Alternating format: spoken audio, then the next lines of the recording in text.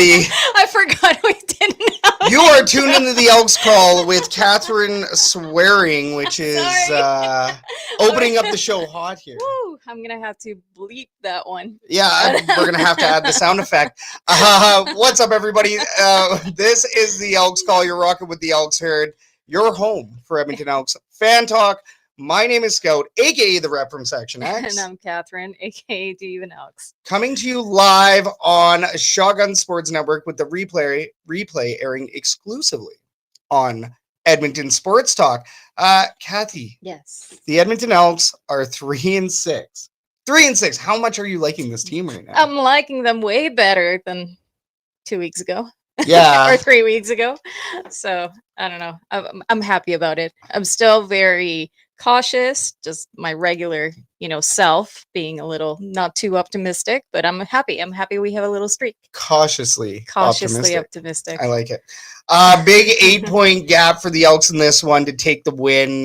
It was a great win at that. And we are thrilled to finally have some hope. Mm-hmm. So very thankful for that. But most importantly, we are thankful for you, the viewer, the listener, for riding with us tonight. Hit the like, subscribe, and favorite buttons to show some love, because your support means everything to us here at Shotgun Sports Network. Mm-hmm. All right, let's go through our show schedule for today. It is as follows. We are going to open up today's show with The More You Didn't Know, where we talk to our guest about a variety of topics. Next, we're going to give you some Shotgun Sports updates, followed by Kathy's Herd Report, where we bring you the latest news and transactions in EE land. After that, we're going to give you an Edmonton Sports update, and then we are going to do a little bit of green and gold, our spin on hot or not.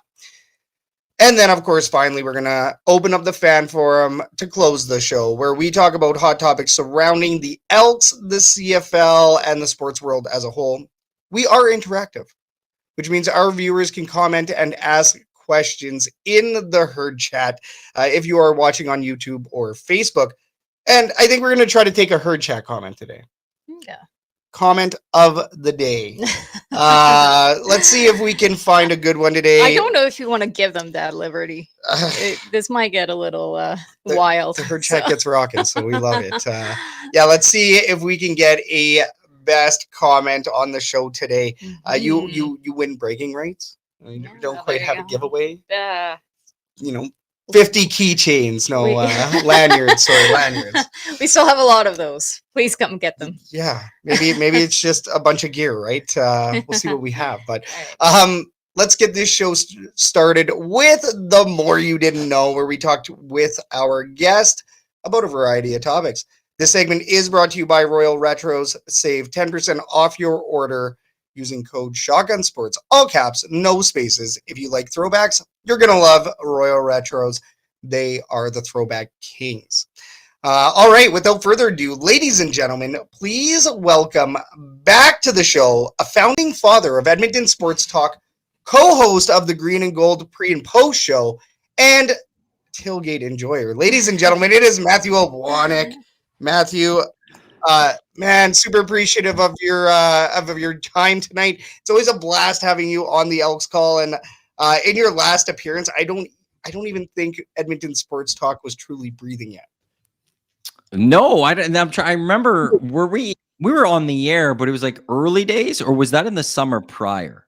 Like in like the August prior? Was that before we launched? Yeah, I think so. Wow, jeez. I think there were a wild little time. The talks were there. I knew it was happening. So it must have been in the August then, and then we hadn't been on the air. That's kind of wild to me. Wow. Look at us. Look at all of us go. You guys have your new studio and your new place and all that. I don't know if you can really compare a studio to a little hole under the stairs, but you know what? I'll take it. No, you guys. Yeah. You guys have the new studio, man. Yeah. That's pretty unreal. How's that been? No, the new studio has been great. It's a much bigger place, more room. We outgrew the other place just way too quickly. It was, and it was just look, what we do is fun. What we do is enjoyable. We play around. We goof around. But the other place was just a little too, boys in a clubhouse type thing. And, if any like business clients walk in, it's like immediately they see all of us playing basketball or something like that. It probably wasn't the best professionally. So now we actually on the front look professional.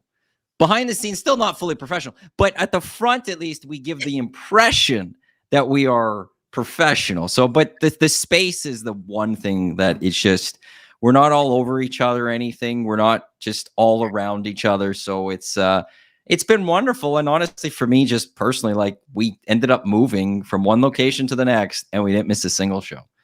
Yeah. We didn't have to go off the air for a day. We didn't have to lose anything. We moved over almost headache free. And boom, we were on the air, and I was very thankful. That's awesome. That's wild. I didn't even know it happened until it happened. And I'm like, whoa, what happened? What happened?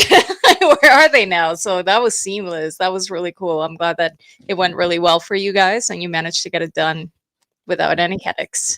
Yeah, and like we broadcasted at the old place. Then that night, they're like throughout the rest of that, they were at a Boston Pizza, and then the next day we were at the new place, and it was just like all just perfect. It all worked out. Like there was no real issues in any, like even us on location, there was no issue. So I was like, actually, but there should have been probably something that happened. Usually there is, but for some reason it didn't. And I'm very thankful for that. Yeah. Unreal, man. I mean, but we might as well just ask this question now, but like, how can you summarize these last 2 years from start to finish? Like, well, I guess start to where you are now anyway. So. Yeah. Surreal in a way. Like it's quite wild. It's like things have been fast forwarded. Like everything that we've done, like we never thought that we wouldn't be successful. We never thought that we wouldn't have some people following us. I think in the end, we're surprised at how big it was to start, like the amount of people that have actually, we've seen through the numbers that are tuning in, and just how quickly that we have grown. I think Dusty, Eric, Tommy, and I, when we first launched, we would have told you that someday we would have gone from 6 a.m. to 6 p.m. We would have added afternoon shows. We would have done all that. But I don't think we would have thought we would do that in year 2. And to start year 2 last year, we did it. And then I remember actually telling Dusty in our first year of the old place, I'm like, when this lease is up in 2 years, like maybe we do one more year, but we're going to have to start looking at new places. And Dusty's like, no, we're fine. And it was Dusty, though, who like earlier this year was like recognized that, no, like we've outgrown this space and was ready to move on to find a bigger space. So it's wild what we've done in 2 years, like the amount of things we've accomplished, the amount of things that we've done, and just how quickly some of this stuff has worked out for us. And, the Elks have given us a lot to discuss. You go from last year with new ownership, they had Chris Jones getting fired.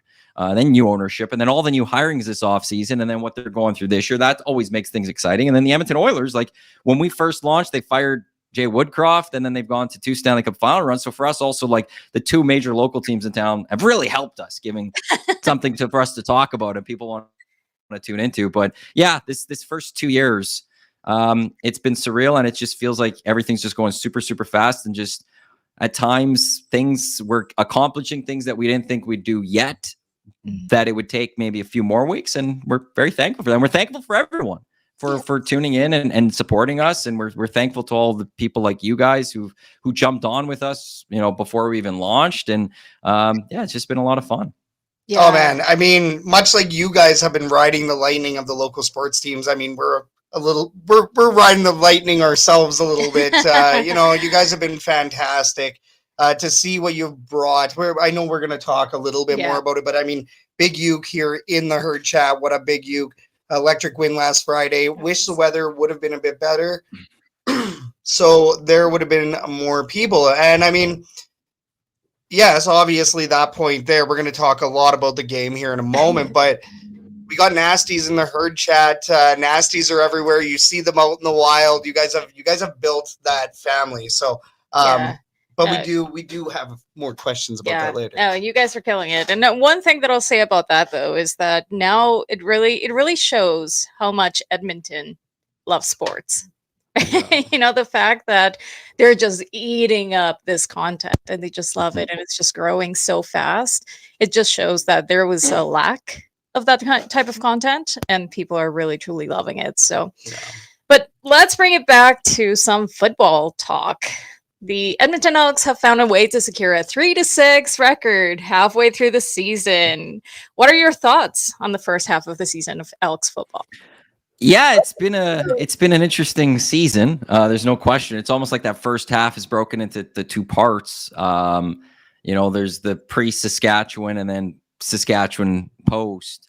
Through the facets, like offensively, Cody Fajardo has really solidified that offense. He's really stabilized things. I wasn't so sure about the move to him as soon as they did, but it has been paying dividends. That said, I'll just quickly, I think there could have been a better offensive game plan with Trey Ford as the starting quarterback than they chose to go with. But Cody Fajardo is a veteran quarterback who's won a Grey Cup, and there's a lot more you could do with Cody, and there's a lot more of a playbook you can open. Like Trey is kind of limited.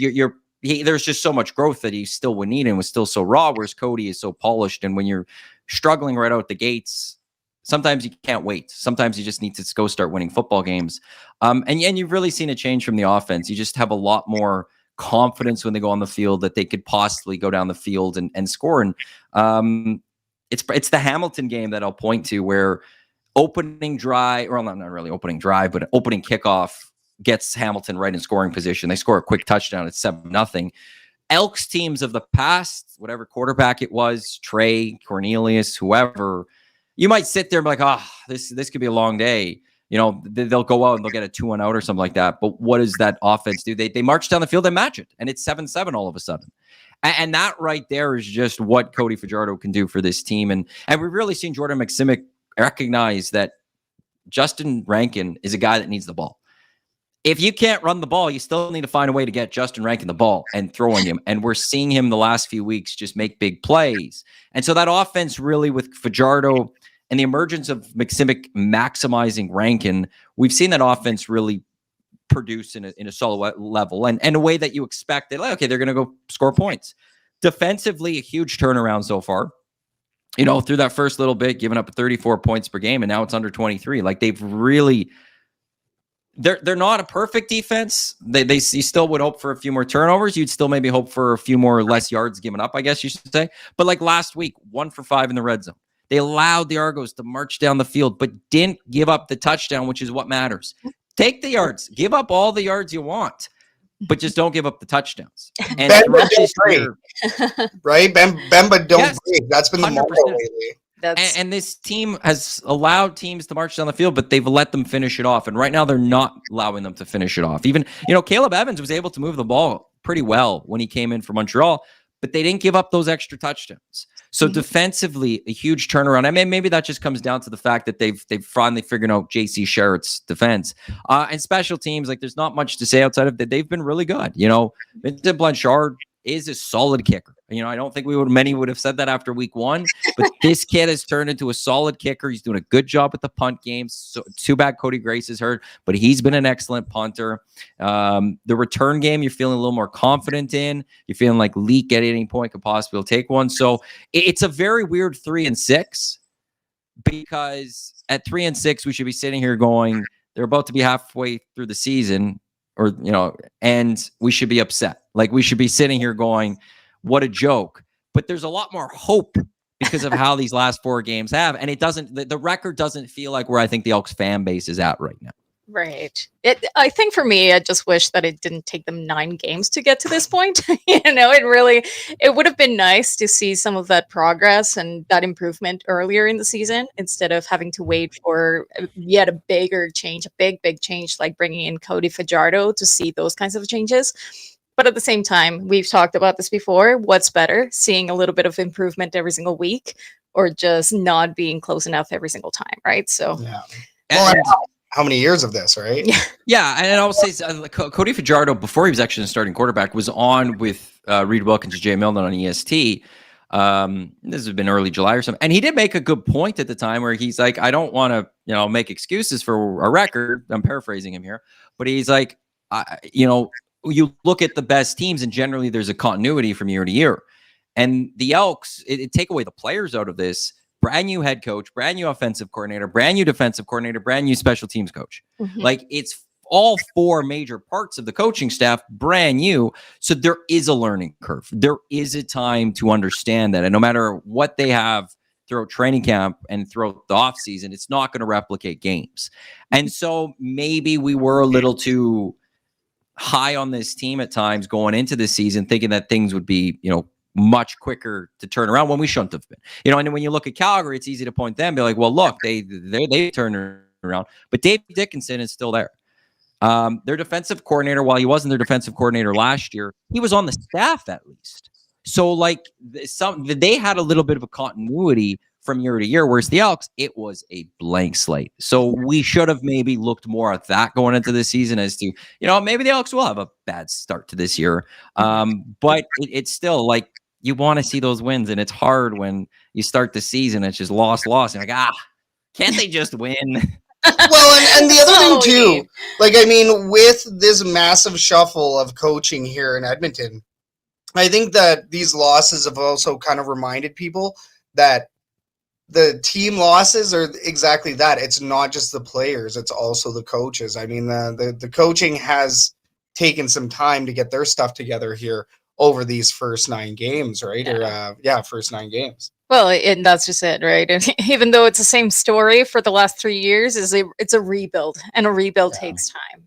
And I think in paper, everything looked fantastic at the beginning of the year, the beginning of the season, but on paper, but it's easy to forget that for something like this, it will take time. But yeah, exactly. Yeah. No, but like, let's say besides Justin Rankin talking about this last Elks game against the Argonauts, what other players stood out for you? I think one player is Joel DeBlanco has actually looked pretty good since he's come in. Like, I know against Hamilton, it looked like Bo on the passing game kind of was picking him apart as a young guy.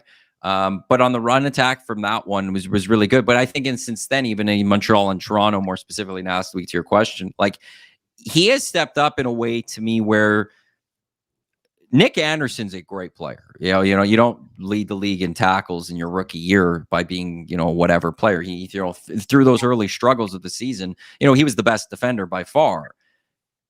It feels like, though, they haven't missed a beat with him out of the lineup, partly because Joel DeBlanco has kind of stepped in and has done an excellent job. And so I'm very impressed by him. He was that first overall pick last year. We were told he's being drafted because he could slot in and play right away. And then he didn't slot in and play right away outside of special teams. So you're like, well, what's going on here? And then comes in this year, football, next man up. And he's been a prime example of stepping up and being less man up or next man up. He's probably the big one for me.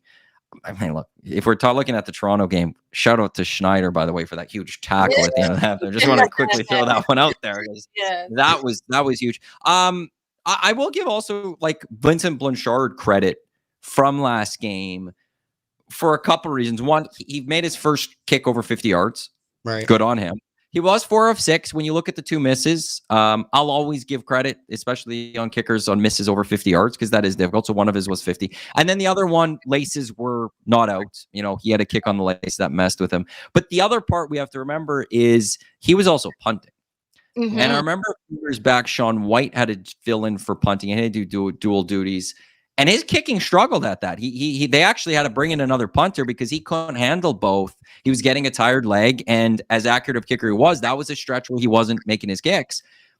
That I don't feel was the case with Vincent Blanchard last week. Like it was, again, for the 50-yarder, it's just he's trying to learn how to kick those 50-yarders. And the other one was the holder and snap thing there. So from that one, I'm actually very impressed with Vincent Blanchard in that. He hit it over 50-yarder, but was handling both duties quite well. And I don't know how long Cody Grace might be gone for, but it's been a long time. I don't know how many other teams maybe do this. I don't know if many do it anymore.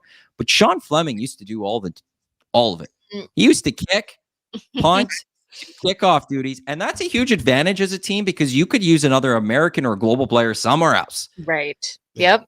Well, and credit for that for what I saw last week, because if this keeps going that way, maybe there's a body you could save for somewhere else. And if you're looking long term for this team, whether next year or the year after. And that's very true. We did sign a punter. Was it last week or something? So, but I'm not sure if they're actually going to bring him in or they're just going to keep Blanchard in that position. Oh no, and I also want to say it was Hugh O'Neill that they brought in to help Sean White. I could be wrong. I think you're right on that. Yeah, Hugh O'Neill, the beard.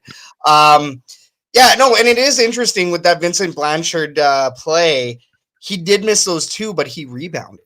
Yeah, and it's not very often because kickers, just like we see in Saskatchewan right now with Brett Lothar, kickers lose their composure and it kind of falls apart. But he rose above the adversity, which is very interesting. Totally. I think that's a great quality. I'm a fan. I'm a big fan. I'm a stan. I want to jump in on Brett Lothar here quickly because I was in Saskatchewan for the game last week and I was in the pill zone and he was struggling with kicks early and there was a win there. And he came out at halftime early to take some kicks and he was struggling in his practice kicks. He at one point just put up his arms because he didn't know what to do because anytime he aimed it for like the middle of the field goal post, it blew right and he missed. So then he tried to adjust by kicking it left and it stayed straight. And that was the moment where he put his arms out and he's like, I don't know what, like basically he was like, I don't know what to do because if he tries to play it one way, it was going to miss. And if he played the other way, he was going to miss the other way. There was no way he was figuring it out. And then they actually had to go for the field goal on that end in like the third quarter. And I'm like, I don't think this guy's going to get it. And he missed. And I was just like, it was fascinating to watch him through that halftime because he kicked like 7 or 8 balls and he didn't make one through it. And then to see him go miss afterwards, it was a fascinating little thing. And I was like, no one else was paying attention to this in my group of buddies, but he was lost on that end of the field. So just a side note there. I haven't talked about that with anyone, I guess, this week. But yeah, Brett Lothar, he's having a tough time. That'd be so hard too when you have one job. Yeah. And your one job is just to kick the ball. It's like, how much can you, well, what can you do? What can you do if it's just not working, right? That'd probably be the hardest job in the whole team. But now we think that the Elks have a good chance at a win this upcoming Friday versus the Ottawa Redblacks. They're facing a quarterback crisis of their own. So what players or storylines are you watching for in this upcoming game?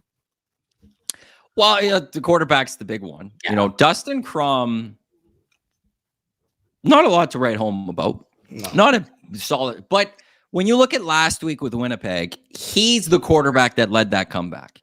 Yeah. It wasn't Drew Brown. It was when Drew Brown got hurt, Dustin Crum came in and he led that. So I will give him credit for what happened to the Redblacks there. I'd have to go look back in the official stats. But for this season, anytime Geno Lewis is going to go up against the Elks, you're going to be paying attention to that. And, you know, he didn't exactly go off here in Edmonton a month ago or whatever it was ago. He wants to beat this team. He wants to put up big numbers against this team. Yeah. So that's a guy that I'm absolutely going to be watching. And then the other thing is it's kind of a battle of the Elks offense versus the Ottawa defense in the sense of, you know, Cody hasn't thrown a lot of picks this year. This team offense, actually the whole team, they haven't really had a lot of turnovers, the Edmonton Elks. They haven't forced a lot, but they also haven't given up the ball a lot. Whereas the Redblacks secondary has had a lot of interceptions this year. They are right near the top of the CFL in terms of interceptions. And it will be a fascinating storyline for me to watch Cody versus the defensive backs of the Ottawa Redblacks, because I think Cody will be able to find his yards. I think Cody will be able to move the ball. But I also think this Ottawa Redblacks team at times is going to be able to turn the ball over and make plays the other way. So is Cody going to put the ball in a spot where the Redblacks can make that play? We saw a couple of interceptions from Cody since he's been the starter that, you know, underthrown balls almost, if you will, for both of them.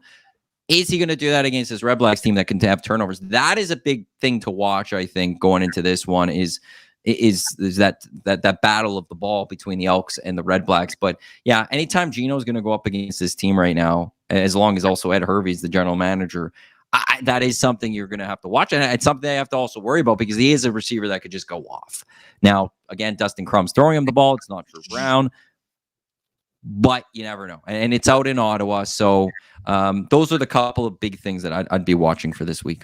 Well, and I think that Dustin Crum also getting a full week of practice under the ones is going to be a little bit critical to his performance as well in this game coming up. So, which though the Elks also then know that he's the starter. Yeah. So now, like, there is the flip side of, that you were playing against Drew Brown as opposed to like Winnipeg last week. You're prepping for Drew Brown. He gets hurt. Crum comes in. So this week the Elks know it's Dustin Crum.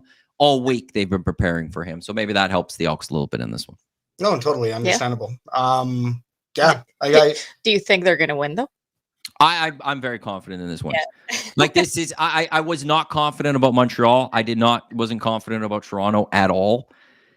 After that game against Toronto, I'm like, they're beating Ottawa. Like they're going to go beat Ottawa. Labor Day, different story, but Ottawa, it's there. With where this team is going right now, it's also, they have to win this. If we're going to at all have a conversation about playoffs, you can't blow these games. This was the stretch you needed to pick up wins. Montreal with all their injuries, Toronto who aren't that really good, and now Ottawa who aren't really good. These wins you need to have with that start of the season. But yes, it was funny for anyone that bets out there. I saw one betting where Ottawa was going to be the favorite after the, I was doing the post game show last week, and I mentioned to Jay, and Jay thought I was saying that Edmonton was going to be the underdogs and Ottawa was going to be the favorite. I'm like, no. This is from like somewhere. And I'm like, it's going to open this way. You're going to want to jump on the Elks when you have a chance because it's going to flip. And we've seen a complete flip this week. The Elks are completely the favorite. And then they should be. The Redblacks have had some nice games, but the Elks have been trending in the right direction for the last 4 weeks. They're playing good football. They deserve to be the favorites going into Ottawa. Let's go. I love that. Yeah. And they should be. I mean, they have been playing fantastic football. There's potential here to get a nice streak going. Now we are going to talk about this the games after Ottawa in just a moment. I would like to get some herd chat comments if we could. Yeah, we have quite a few. They're just loving it over here. Alrighty. Dave McKinnon does say missed you too last week. Hey Dave, we missed you too, man. We will talk more about that later on. No shortage of topics on EST. Sometimes they even talk about sports. Yes. Sometimes. EST does. Just sometimes. Yes. The Hangout in particular, can't thank you enough for having me on. It's always a blast. The Hangout is one of the most open, free shows I think I've ever seen on the airwaves. So you guys do fantastic with that. Let's take a look. What else do we have? We do have some questions. We will get to those at the end, John. We see you've posted I this one, though. I like this one from John. Is there a possibility ever of a Battle of Alberta in the Grey Cup? Ever or this season? Like, if we're talking ever, there is a possibility. I mean, the possibility is there. But it's there. The crossover, both teams go all the way. That'd be a wild one. And then Big U does follow. The one thing I will say about the crossover, we always look at the crossover. Every year we've gone, it's the easier path. It's never happened. The West has never come all the way through it. It is actually rather difficult, but the possibility is there. I, though, for one, would love to see the day where the CFL almost does away with divisions and we just go 1 through 6. We're the best 6 teams. And if you really want to keep divisions, have the division winners both jump to the East-West final, but then wild card everyone else and rank the 4 best teams after that and have them go wherever they need to go. And I understand, that the CFL sometimes well, we don't want an all-West final or something like that. Well, but if they're the 2 best teams, they're the 2 best teams. Yeah, if you get Saskatchewan, Calgary, go to the Grey Cup, awesome. They're 2 great football teams. Awesome in terms of an entertainment perspective. Sucks if it was Saskatchewan, Calgary, because screw them. But from an entertainment perspective, those are the 2 best teams. They're 2 best teams. So let's get them in the Grey Cup. You know what? And that totally makes sense. When I first, I'm fairly new to the world of football. And when I first started watching and you told me about the divisions and how that works, I was like, that makes no sense. Why are they doing that? That's dumb. Why would you just pick the top 16? That's what makes sense, right? That's exactly it. It's just I get it. But at the same time, I totally agree. Yeah. I think if they're the best, they're the best. And just have it. Duke it out. Big U does say needs some major crossover magic. That would be an insane Grey Cup. In reference to, of course, the Battle of Alberta Grey Cup. I would be traveling wherever I need to go for that one, I think. And I think you're going to for that kind of Grey Cup. Okay. The Wanderers also does say down here at the bottom exactly what I needed after the day I had. Well, man, there you go. Matty, You're working magic here on the show today. But let's start talking. Start talking about this Labor Day Classic, because EST has a little bit of a role this year, which is pretty friggin' sweet. I did not think I would see like a true Edmonton Elks and EST collaboration. So if the Edmonton Elks can beat Ottawa, their next challenge will be against the Calgary Stampeders, the Labor Day Classic Series, and Edmonton Sports Talk will have a hand in making the game day experience that much better for the contingent of Double E fans. So can you tell us more about the Labor Day fan bus? Like, how did this happen? And what is the exact details on this? Yeah, so we have a couple of buses in partnership with the Elks that we're going to take down on just a full day to go cheer on the Double E at McMahon Stadium. Just quickly, I'll go through the details and how it started. It's I think it's leaving from Commonwealth, stop in Red Deer, just for a little quick pit stop. Everyone will get 2 Canadian Club beverages on the way down. We'll get to McMahon Stadium a couple of hours early. I've heard they have a really good tailgate themselves, so people will be able to go experience the tailgate. I know, Dave McKinnon, we are still waiting to hear. He wants to tailgate down there for the bus and stuff. So we know he could bring his stuff. We don't know if the Stamps are going to give us a spot yet. So I'm still waiting to hear on that, which would be kind of cool. Then we'll all sit together in the stadium and cheer on the Double E. And then afterwards, everyone will get on the bus, come on back. There'll be some pizza and stuff. And it's with ticket, with transportation, with the drinks, with the pizza, all of that. It's $150 plus GST. But if you use promo code EST Labor Day, it's $125 plus GST. So EST Labor Day, there's your promo code. So I've never been to Labor Day. I'll start by saying that. I've always wanted to go. Labor Day has always been like a big deal in my household. My dad, brother, and I would always watch it. I don't know. It was always make nachos. And then I started working at 1260, and we eventually did the Green and Gold kickoff post-game show. So I ended up always working on Labor Day, which I don't regret. I love doing those shows, and I want to give that coverage. So I was always happy to do that. But I always also wanted to still go to Labor Day. And Tom Gazzola, he's talked about there used to be buses every year that were big parties, and they would go down and they would go cheer on the Elks and come on back, and they would have a great time. And it sounded like awesome. Like, yeah, let's go invade McMahon Stadium, as big of a dump as it is. Let's go cheer on the Elks to a victory. At the back, and then cheer on the Eskimos to a victory. So when we started, like 2 years ago, or like not this season, the season prior, I did want to do a bus. I figured what's really fully involved. And then we were talking with the Elks, and the Elks were interested in us doing it. So we want to do this with you.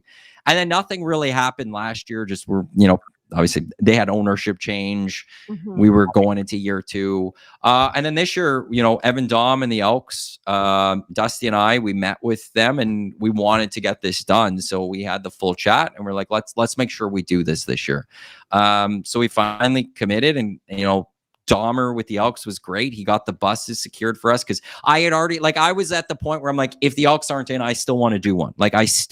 I'll do this without them. Mm-hmm. And I was struggling finding a bus. I'm not gonna lie. I messaged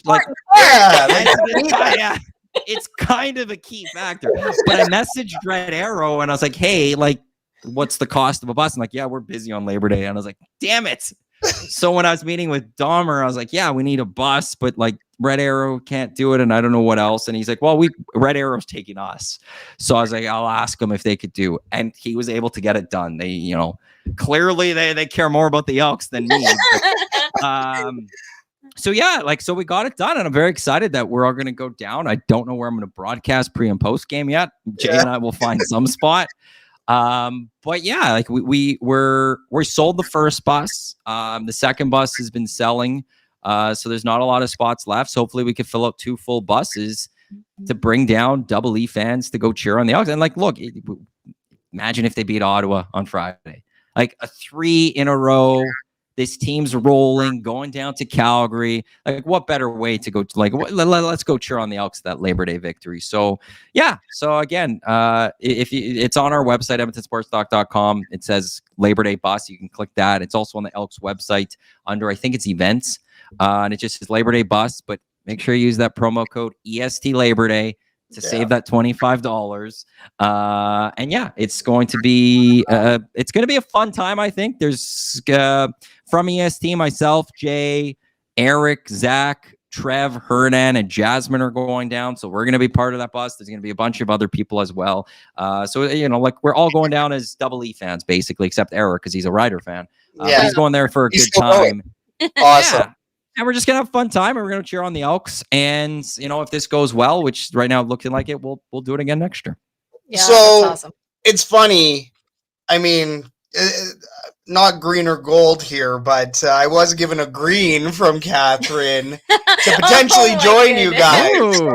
Well, I personally can't. We have the boys home, We have the boys. But you Well, know we what? usually I do was a like, Labor Day tradition. We but make it'd a be bunch fun. of food. If I could, I would go. But I mean, why can't you? So, and it's what I said. When it comes down to going to Calgary, you have to pay for gas. Yeah. You have to find, if you're drinking, you should stay there. So now you're looking for, a hotel or somebody to stay with. At that point, being able to travel safely with a whole group and have fun and get home safely can't beat that at that price. So Yeah, it's get on it. Yeah, you don't have to pay for the gas. You don't have to pay for the hotel. No. You get a little bit to eat. You get a couple of drinks, and you get a seat to the game. So it should be it should be a great time. It's going to be fun. And once the Elks are going in with a 3-game win streak, we're all going to be great. Yeah. 2 drinks compliments of Canadian Club, who is sponsoring the EST Labor Day bus. So once again, that is $150, but $125 with the promo code EST Labor Day. Yeah. Is it all caps, no spaces? No spaces. I don't know if caps matter. Okay. Sean, Perfect. you could do cap EST Labor Day, but that EST Labor Day save you $25. I love that. Love it. Oh, I'm excited. Yeah, and Dave McKinnon, he was asking me, he's like, hey, are you going? Are you jumping on the bus? I've had multiple Elks fans ask me if I'm jumping on the bus. Tracy Ham and Eggs. Yeah. Shout out Ken. So yeah, man. I mean, now that I've been given a green light, I'm pretty sure I will be making a purchase. I would like to bring up John's question here because it is pertinent to this to the Labor Day bus. From the Elks email I got today, only a few spots left on the Labor Day bus. Do you happen to have a count of seats or how many seats are available or percentage or? No, because the Elks are handling all those details. Yeah. So yeah, all I know is as of early last week at some point, I was told the first bus was out and we're well onto the second bus. Beautiful. Right on. Right on. We're into that. At that time, I know of at least a good 10, 15, tickets that have been sold or spots that have been taken over the course of this week. So that bus is filling up. I don't know. There still should be some space, but we're getting closer to that. So I would say it's jump on it sooner rather than later. Yeah. You better hurry to be up. sure. I think that there should be like a fan draft. Like you should be able to draft the EST members, an EST draft of EST members to each bus. I mean, bus 1 and bus 2, Then I might not make a bus. I think you could attest to that one if he's still listening. Oh, so good. And Dave McKinnon does say EST tailgate is just south of main stage near Spirit of Edmonton. That was for a question that I believe John asked where the EST tailgate was. Oh, perfect. Thank you. Yes. I missed that one. But let's just to kind of close it up here. My question is, how confident are you that the team can pull the season around? Now I'm talking season. Are they making it to the playoffs? Ooh, you said the P word. Yeah, I say the P word. Sorry. Yeah, you're good. I am a Jay Milne is a very optimistic Elks fan right now, an Elks person right now. I am on the other side. As much as I am confident about Ottawa, I do have my concerns still about the rest of this season. Hate to be Debbie the Downer here. But I just don't know if the Elks yet are ready to compete with the Stampeders, the Riders of the world. That's the concern that I do have. People could point to me and say, like, look, in Saskatchewan and Hamilton, look how well they played, but they lost. In the end, you have to remember that they lost. And people could say, Hamilton, well, they should have won if Julian Grant caught that ball. And I could counter well. But if McLeod Bethel Thompson hits Tyler Sneed in the end zone and the next play is not a pick 6 by Terrell Ford and the Owls run away with that football game, there's just a lot of close plays here. I do worry. Like, this was a stretch that they are going on that was winnable. This is a stretch of games that they needed to go win. Mhm. You can only do what you can against the opponent that you have. You know, maybe if they go dominate Ottawa on Friday, this is a little different what I'm saying. But like, Montreal shouldn't have been that close. Toronto, maybe they should have won by a little bit more. They're not pulling away from those lower teams. That what's going to happen when you go up against the Calgary Stampeders? What's going to happen when you go up against the Saskatchewan Roughriders again? The Riders, for the first part, including the Elks, they never learned how to put the foot on the pedal through the whole game. They allowed the teams back in, but they went out to Montreal. They dominated. They took on Hamilton at home this weekend, and they dominated. We'll see what they do against Winnipeg, but I'm liking their chances against Winnipeg right now. They're looking good. So I just also worry when the Elks, because they're going to lose a game at some point. They're not those other teams. If they get, like, on Labor Day, here's my worry, is that they're going to get smacked around on Labor Day. And what does that do for the confidence of this team? What does that do then overall for this team of the belief? It's great that they're building from Saskatchewan to Hamilton to Montreal to Toronto. But what happens when you get knocked down a peg? How are you going to respond to that one? And when you look at things defensively, like some of the biggest additions that Hervey's brought in, actually really haven't done that much. Yeah. They really haven't. That D-line hasn't fully stepped up the way that we thought. So I don't, and I think that the hill that they have to climb is just too great. BC is picking up the wins. BC has a very light schedule through the second half of the season, a lot of Eastern games. So they're going to pick up wins, take Saskatchewan, Calgary out of this. Can they catch Winnipeg? That's the big question. Winnipeg's got a nice little cushion right now. So, that's the thing where, if they catch Winnipeg, okay, now have Toronto or Ottawa picked up enough wins to get there. So it's going to be tough hill to climb. As of today, I'm not confident that they're going to get to that level, to the position of playoffs. But if they could get a split against Calgary, if they beat Ottawa and they split Calgary, then maybe I have a different answer at that point. But right now, I'm just worried about that a sweep of Labor Day. But if you could go beat Calgary, now at that point, you have the confidence that you could go beat anyone, because you could also prove that you can go beat anyone. Yeah. Well, and I think we've identified on this show a couple of weeks ago, it's going to come down to Ottawa and Toronto. We're at this point, we're fighting for crossover. If we manage, we still have to pass one team at least to make it over to a crossover, right? So it's like, who are you going to beat out? Is it Winnipeg? Because the Stamps are looking good, but they are going through some injury issues. Winnipeg, they can go either way. They're a bit more of a wild card this year. So it's their bed to make at this point, and then they got to lay in it. You obviously wasted this front end of the schedule. Depends how hard and how strong they can finish this back end of the schedule. And I mean, that's the frustrating part, I think, as fans, is having to go through this process once again. It's another year of a partial rebuild, and fans are frustrated about it. I mean, we will talk more about it later on. We'll do all the controversial stuff when you're off there, even though you're really good for the controversial stuff, Matt. We won't put you in that position. Okay, so apparently there's a reboot. No, I'm just kidding. No, man. You guys do fantastic work with the pre and post game show. I do want to put that up, and then we are going to take a fan question. But pre and post, you and Jay, man, it's become a little bit of a ritual for us. I'm always trying to tune in whenever I can. Right after the game, like, we unload this stuff, and as I'm unloading my stuff from my truck, I'm listening to you guys on the pre and post. So, man, how has that experience been like? It's great. Jay has been fantastic to work with. I've worked with Dusty. I've worked with Hernan. I worked with Eric. I worked with a gentleman named Jeff Walker. So I've worked with a few hosts on that one.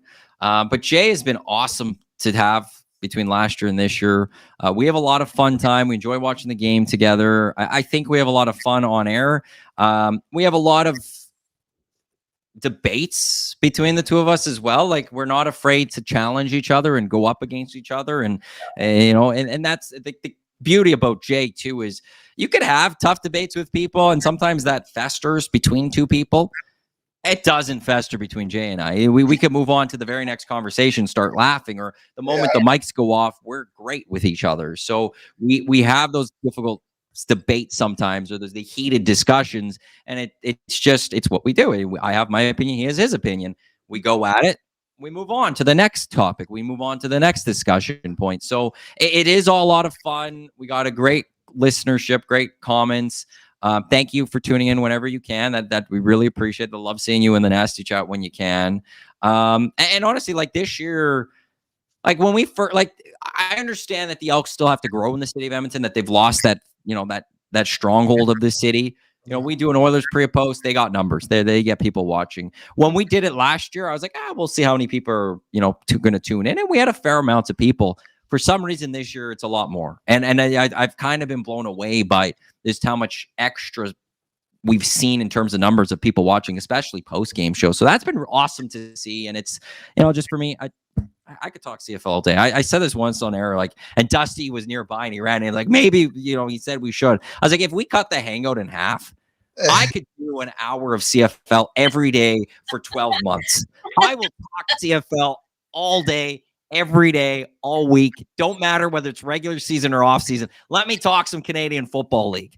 So the fact that I got to do pre and post for it, I'm so happy to do that. And for fantasy, you are in the Dunya and the Cavis read as well? No. I am the creator of the Dunya with my boys. They have created their own league off of everything that I have built. I have given them all of my spreadsheets. I have given them access to all of my stuff, and they have taken shots at my league, thinking that they are better. But I'm in a league that is now in its 10th season. Yeah. They are a league that you don't even have to play a quarterback if you don't want to. No. I'm not in any other league here. That's Dusty. Here's why that league's around. Dusty was mad that he couldn't join our league, so he created his own league. No, the Dunya is the only league that matters when it comes to CFL season-long fantasy. That said, more season-long fantasy is necessary. More leagues are necessary. CFL, get this figured out. I will talk to you whenever you need the info. But no. I am not part of the Cavis Reed one. Only the Dunya. Matt is a Dunya only, no Kerfloat. Nope. No, boycott the Kerfloat as per Matthew Iwanyk. I love it. And I mean, getting back to the green and gold real quick, the one thing I do want to say is I would like to listen because you and Jay kind of get into that two grumpy old men on the balcony, the Muppets, right? The two Muppets on the balcony.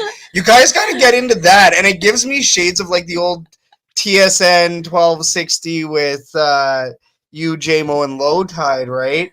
But except there was them two, and then you've somehow picked up some of those characteristics, and you've brought it over to the green and gold post, pre and post. So you guys go back and forth. And you guys just shut each other down sometimes. No, I don't agree with that. And it's so blunt, and it's a little bit refreshing because, same deal with what we do in our green or gold segment. You have to have differing opinions. You can't agree on it. No, you just do it. But it's good for radio, and it also does allow a different perspective on things. So sometimes, I've heard on the pre and post as well. You guys are okay, yeah, I do. Maybe I do agree with that, right? Yeah, it's not like it's a complete argument every time, but having that differing opinion, you guys are fantastic at that. You guys go into your mini debates, the many topics. I recommend, obviously, anybody that's listening right now, if you listen to us, you have to be listening to the green and gold pre and post over at Edmonton Sports Talk. I would like to take one fan question real quick, and then we will let you go, Matt.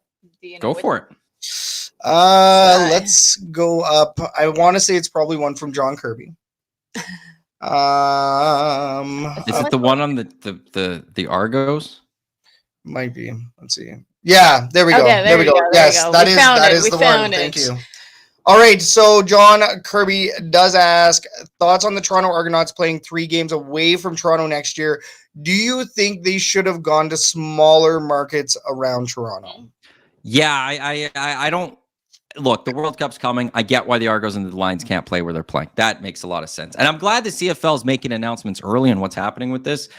It's a weird one to me because like they said BC is going to play 2 away games. They haven't announced where. I'd be shocked if they're not announcing Victoria. Like, I think they're going to come out and be like, we're moving the BC Lions to Victoria, just like the Touchdown Pacific. They'll just move it there. Season ticket holders could get there. I'm not stunned that they're moving the Argos to other cities because it's a chance for the Argos to make some easy money because, you know, the Ticats will take this opportunity to support their team, Bombers, Riders as well. I just look at it and go. There's got to be someplace closer to Toronto for one, your season ticket base to go support you, and 2, to stay as Toronto's team in this. You know, to play. I don't mind Hamilton also playing. Like I wouldn't have even mind if they just played all the games in Hamilton as that home team, because again, it's so close for Toronto to get there for your season ticket base. The problem I have with the Winnipeg and Saskatchewan, it's also like, okay, so they get a free home game. You know, they may not be getting the money out of it as a business, but from a football perspective, from a competitive standpoint, the Bombers and the Riders get a benefit here that the Elks, that the Stamps, that the Lions, that every other team does not get, and they get a 10th home game. Yeah. And that would be nice, I think. Like, you know, now does Edmonton, you know, you'd like to see more fans right now with this team, but there will be a day that comes or whatever. But how much nicer would it be for the Edmonton Elks if they could sit at home for a week to play their quote-unquote road game? 2015 Northern kickoff. Toronto was the home team up in my hometown of Fort McMurray. What up, Shell Place? And the Double E. That's, I think, the game where they lost the man, the myth, the legend, number 13, Michael Riley. Everybody take a drink. That is the gimmick on the show. See, that's the thing. Every single time that Scout mentions Michael Riley. But like, yeah, it's just so the Riders don't have to travel out east. The Bombers don't have to travel as much. It's not as far, but don't have to travel out east. They get to sit at home, and it's not the Toronto part that I care about as much. Mm-hmm. It's okay. Well, the Bombers and the Riders get a little advantage, and that I think again you could have done it in Hamilton maybe, and then the Hamilton game they'd have the advantage, but. You know, when Winnipeg or Saskatchewan have to play in Toronto, well, actually, they still have to go to Hamilton. And Luke Gazdick's from Toronto. He was on the Hangout today, and he says, like, there's a couple of nice stadiums that you can go to nearby, you know, and it's not like Toronto has this massive season ticket base of 20,000 people you're trying to scram in. Like, you probably season ticket base is probably 7,000-8,000. You can't tell me there's not a 7,000-8,000 seat stadium somewhere near there that you could fill that out. So I'm disappointed that that's the route they're going with the Argos. But when they announced Victoria for the Lions, I love that route. And that's what they should have done with Toronto. Yeah, and I agree with that. I think that BC, it's weird because I think that BC, in a weird niche way, is actually better suited for this scenario with having Kamloops as their training camp facility, and then having Victoria as like an auxiliary facility. Plus, they're trying to make a little bit more connection over in Surrey, right? So they could probably try to do something in Surrey as well. So there's so many different little spots in BC, and with Mark Doman at the helm, he's creative, he's smart. He has to tap all of BC to get more people in the stadium, other than just for 50 Cent concerts and Snoop Dogg and all of these other acts. So, you know, with Toronto, I think like they're at a little bit of a disadvantage in that sense where like, yes, you do have the stadiums in the area, the U Sports Ontario. I know that you could get some good attendance there because you already have football fans in those areas. Is it going to be a sellout? I think that's a bigger question. But, you know, as far as the outreach, I think Toronto Argonauts are kind of a little bit outreach there, but they could be doing a lot more. They do not do enough to tap that area of Ontario, whereas BC and even Saskatchewan, and of course the Double E with their hometown tours as well. A lot of these teams are really big on trying to do the outreach things, those little pieces that you're missing in Toronto and even Ontario. Yeah. I think that's a little bit of a thing. All right, Matt, we will not keep you any longer because we have all good for our 30 minutes here. I know that you could talk a lot of CFL, which is why I will probably see you again soon and we'll chat a little bit more Double E. But where can our fans, viewers, listeners find you online?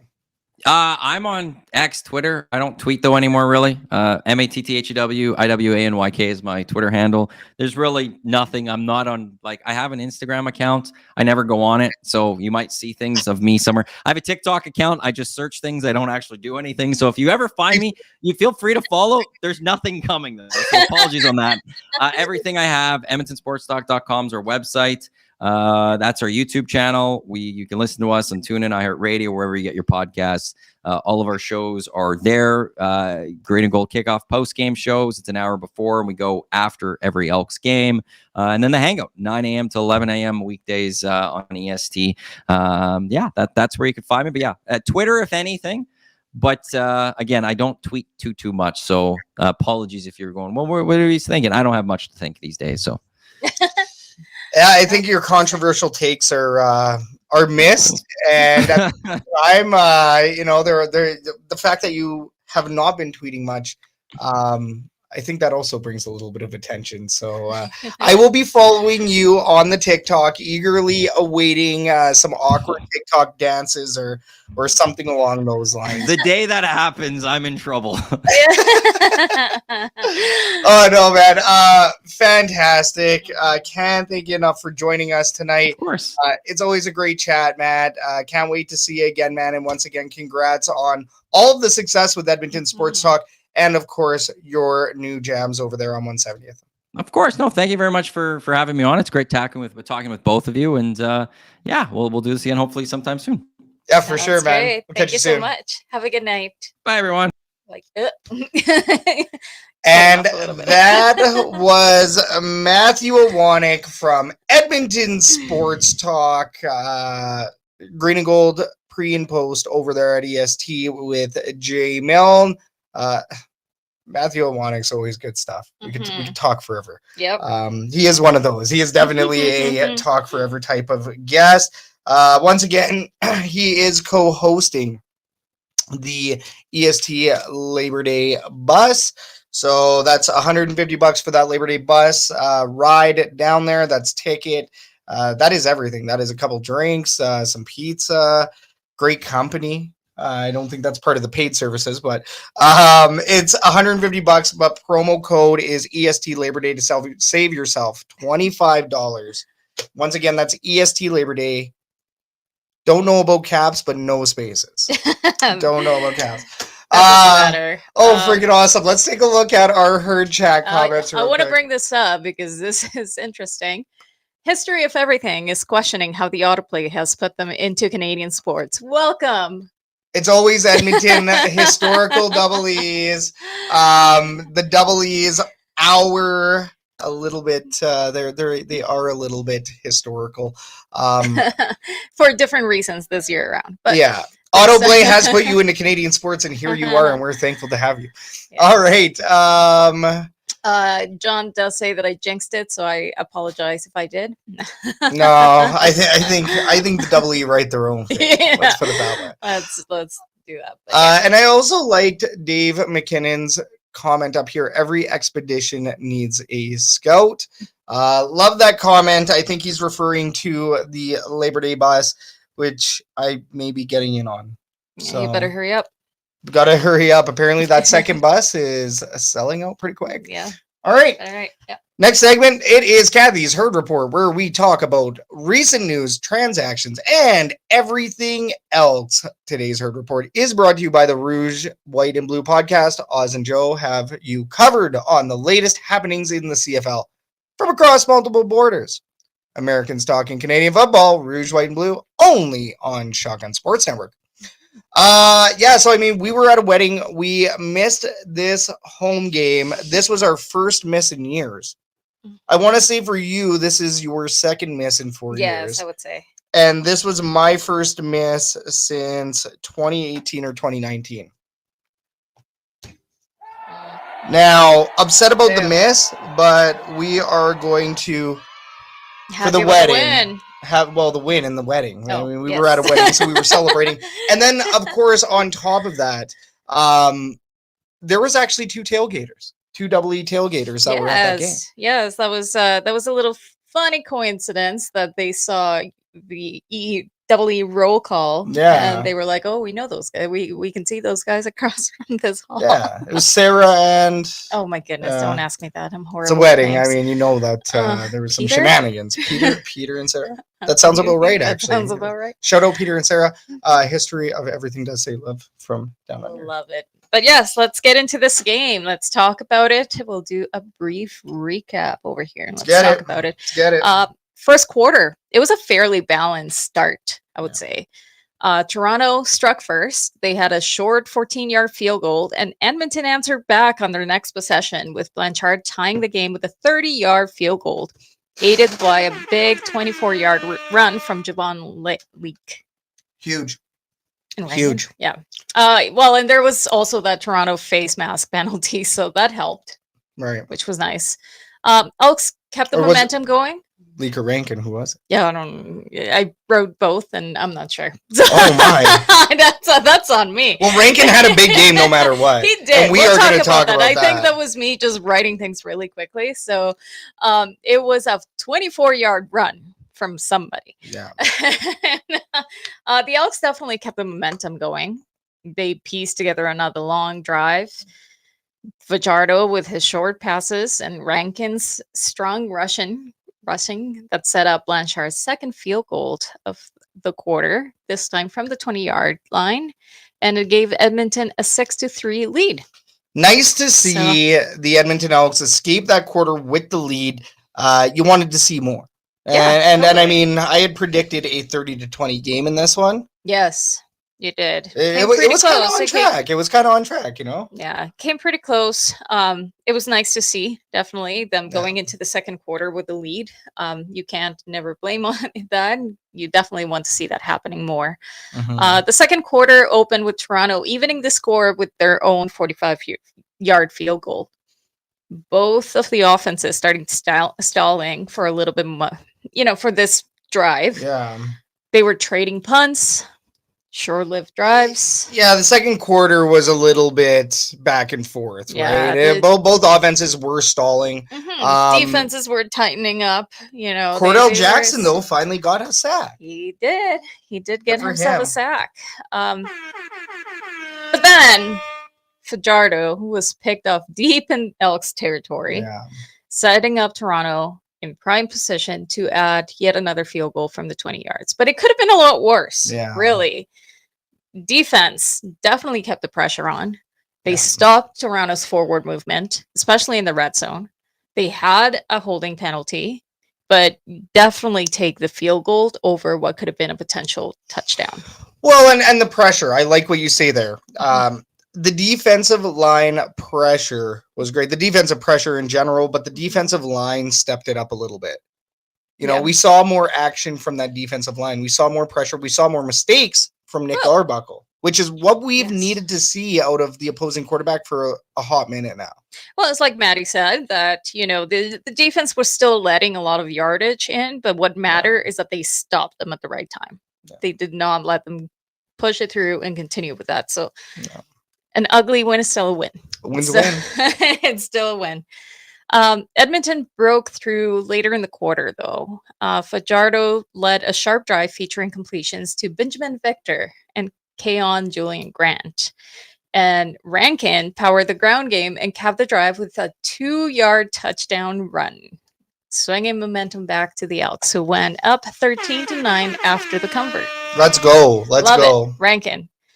Toronto salvaged a single point of a punt, but Edmonton nearly struck again before the halftime, only for Blanchard's 52-yard field goal to sail wide. And they returned at 64 yards. Yeah, but those 64 yards were very, very scary. That was scary. Until the 64. It was nice to see it get shut down because you're like, holy cow, please do not it a touchdown. Oh, please do not. You hate to see that. You hate to see it. Very frustrating. And once again, 52-yard field goal, that's a feat as it is. So you can't really put too much on Blanchard on that one, I think. Anyways, third quarter. The third quarter swung in Toronto's favor. Yeah, it was a brutal third quarter for much of this quarter for the Edmonton Elks. Yeah. They definitely moved the ball down the field. They had a long drive, and it ended in a successful touchdown. Mhm. Edmonton did respond late in the quarter when Vincent Blanchard nailed a long 51-yard field goal. So Mhm. he missed the 52, but he made the Huge, 51. huge. He redeemed himself after that last Big miss. time. Defense, they also delivered a big moment. Barlow sacked Arbuckle and forced a fumble. Recovered by Robbie Smith. Covered by Robbie Smith. So they halted Toronto's deep drive in Yeah. Edmonton territory at the 13-yard line. So thank goodness got for the that. ball back. Holy, that was a big momentum shifter, I think. Yeah, Because- that might have been the TEC turning point of the game. Yes, because I mean, Toronto definitely had the advantage on the Yeah. third quarter, and they had a little bit of momentum. But that fumble right there, fumble recovery, I think that was what they needed Yeah. to make sure that they pushed through. And would you look at that? The Elks managed to successfully close the fourth quarter and the game. We haven't seen that. I mean, even the last couple of games, it was way too close for comfort. I wouldn't Yeah. necessarily say that it was a successful closing of the game or even the Yeah. fourth quarter. We came way, way, way too close for comfort. This was nice to see. Yeah. Edmonton struck first, unusual fashion. There was Fajardo connecting with Steven Dunbar Jr. for a short touchdown. There was a roughing the passer call that helped them for that touchdown. Yeah. It was followed by a successful comfort kick, and then there was that single point on the kickoff. Yeah. So it was like back to back, back to back, back. I'm like, hey, we'll take it. You know what? We'll take it. We will take some good play out of this goddamn football team. I'll take the 1 point anytime. And, hey, Rouge, punt single knee. I don't care how we get it. I don't care if it's 1 point. I don't care if it's 7 or 8. Yeah. No matter what, the team getting points, even when they get a lead at 1-0, I'm like, Yeah, we got the lead. Like we got Listen, points on the my board. favorite is when the Elks open with a Rouge. So We've seen that quite a bit. We've seen that quite a bit. Toronto did respond with a long grinding drive, but it stalled deep in Elks territory once again. And they ended up with a 29-yard field goal, but once again, defense did their thing, didn't allow them to go further, and they ended up with a field goal instead of a touchdown. Yeah. So take that. Edmonton kept pressing offensively. Fajardo repeatedly found his receivers to move the chains. However, that was the second missed field goal by Blanchard, the 43-yard attempt. Once again, it sailed wide. Yeah. But he got another single. Another Rouge for the Rouge. He definitely left points off the board. Well, and over the game he did, right? But he actually recovered, which was a huge thing. Yeah. The fact that he actually recovered, I think that is the most impressive part. Like, as we were talking about with Matthew Iwanyk, right? Mm-hmm. To see him pull it together and to still close out the game in good fashion. Love it. He recovered. He recovered. He played well enough. We'll talk about it. Talk about it later. Sorry. Well, after that, Edmonton did answer with a short field goal of themselves after a penalty from Toronto that gave Blanchard a second try. That's what I'm talking about. That one he missed right before. Yeah, so he definitely capitalized on that one, made sure to redeem himself once again. Yeah. Toronto earned a reprieve after a challenging pass interference ruling. Yeah. Which overturned a turnover on downs and gave them life in the final minute. But thankfully, the Elks defense held them in place once again. The Elks regained possession in the dying seconds and sealed the game with a series of kneel downs, walking away with a hard-fought fourth quarter triumph. Yeah, so that pass interference, because that could have went either way. Yeah. I think that we saw that there was a long wait. I mean, we were talking to people and we were watching the game, but that took a long time for them to try to figure out how they were gonna. Well, and luckily it went in the favor of the double E, right? Yeah. Kind of needed that. Yeah, kind of needed that. The defense stood tall, shut them down. Game finished. Yeah. Game But over. hey, it was a win. A win is a win. Win. We will take a win every day of the week. Yes. I had predicted a 30-20, like I said. Mhm. Very thankful to see even just a 28-20. It was a little bit more than just a touchdown. Mhm. They would have needed to get the 2-point as well. The odds are stacked pretty high in that case when you Right. need a touchdown. And you need, you need the touchdown and the 2-pointer to tie it up. Yeah. So the fact that the Double E were able to pull that off, We had a little bit of a cushion, which was nice. very nice, very It nice. was It's very, not very just like nice. a win by a field goal, Yep. win by a single point. It wasn't No, stressful. at least it was It wasn't so stressful. But even Matty was saying, Matty Mhm. Iwanyk was saying, they should have won by even a little bit more Yeah. than that, especially against the Argonauts, right? But hey, there was still a lot of good in this. Justin Rankin, holy, he had himself a game. 179 yards from scrimmage, a new career high. He definitely led the team in rushing and receiving yards. Crazy. Justin Rankin is a beast, and Justin Rankin Oh. owns your team. That guy is amazing. He Yeah. came in to the 2024 training camp as a wide receiver. Look at what he's doing. Well, he's a running back and a wide receiver now. He can do it all. He can do it all. Yeah. Just wild, though. There were very low number of penalties as well. 2 comparably. penalties for 30 yards, I Fantastic. want to say, right? They were, 2 for 20? I can't remember. It was 2 or 3 that they had, but Okay. definitely a lot lower, less penalties than Yeah. they've had in previous I'd games. say around 2 for 20. The O-line, its performance was way, way better this time around for sure. I mean, they did allow a couple of sacks, I believe, or one Mhm. maybe. I can't remember, and I wrote it. But definitely way better performance that we saw in previous games. And the defense, of course. I mean, they did what they had to do, and that's what matters. Maybe it took them a little bit longer to stop them, and Arbuckle definitely got the ball down the field, but what mattered is stopping them at the time that really was important, and they did. Yeah, offensive line had a comeback performance, so to speak. Mhm. Cody Fajardo held onto the ball a couple times.